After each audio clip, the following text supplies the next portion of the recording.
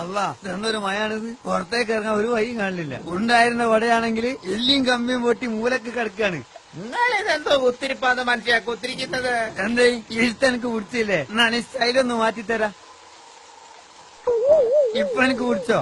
ഓ കുടിച്ചെന്ന് മാത്രല്ല പൊടിച്ച് രണ്ടെണ്ണം പൊട്ടിച്ച് തരാനാ തോന്നുന്നത്. നോ സുറാബി, നോ നേരെ തൊട്ട് കളിക്കരുത്. ചീത്ത എത്ര വേണം പറഞ്ഞോ, ഞമ്മള് സഹിക്കും. പക്ഷെ അടി അത് ഞമ്മക്ക് താങ്ങാൻ പറ്റൂല. എന്നാ പിന്നെ നിങ്ങൾ എന്തെങ്കിലും ഒരു പണിക്ക് പോ മനുഷ്യ.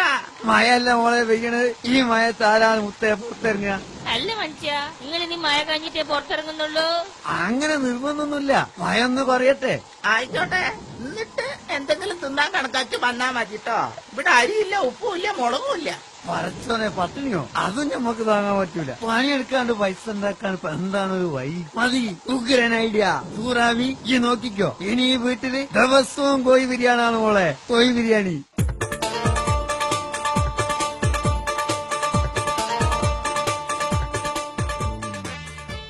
ഇതല്ലേ ഗഫൂർഖാന്റെ വീട്? ഇതെന്നാണ് മോളെ വീട്? കയറിയിരിക്കും. എന്താ പ്രശ്നം? എന്റെ അയൽവാസി എനിക്കെന്തോ കൂടോത്രം ചെയ്തിട്ടുണ്ടോ എന്ന് സംശയം. ഉണ്ടോന്നോ? വെറും കൂടോത്രല്ല, ആനത്തലയിലാണ് ചെയ്തത്. അല്ല, ആട്ടുംതലയില് കുറച്ച് പൈസ ചെലവാകും. എന്നാലും നമ്മളത് ശരിയാക്കി തരും. 1000 ഉറുപ്പ്യ അഡ്വാൻസ് തന്നിട്ട് പോയിക്കോളി. എന്നിട്ട് തിങ്കളാഴ്ച വരുമ്പോ കറുത്ത നിറമുള്ള 3 നാടൻ കോയിനെ കൊണ്ടുവരണം.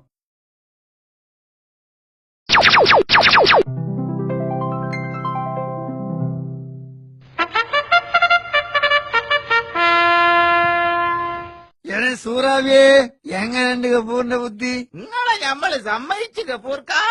വിദ്യാഭ്യാസത്തിൽ എന്താ ഇക്കാര്യത്തില് ഇപ്പോഴും നമ്മളെ നാട്ടുകാർ മണ്ടന്മാരാണ്. താനിപ്പോത്തെളിന്ന് ഇവരൊക്കെ പ്രശ്നം തീർത്തെടുക്കാൻ ഞമ്മളാരാ? പറച്ചോനോ? ആദ്യം ഞമ്മളെ പ്രശ്നം തീർത്തെ. സൂറാവി ഈ ബിരിയാണി വിളമ്പ്.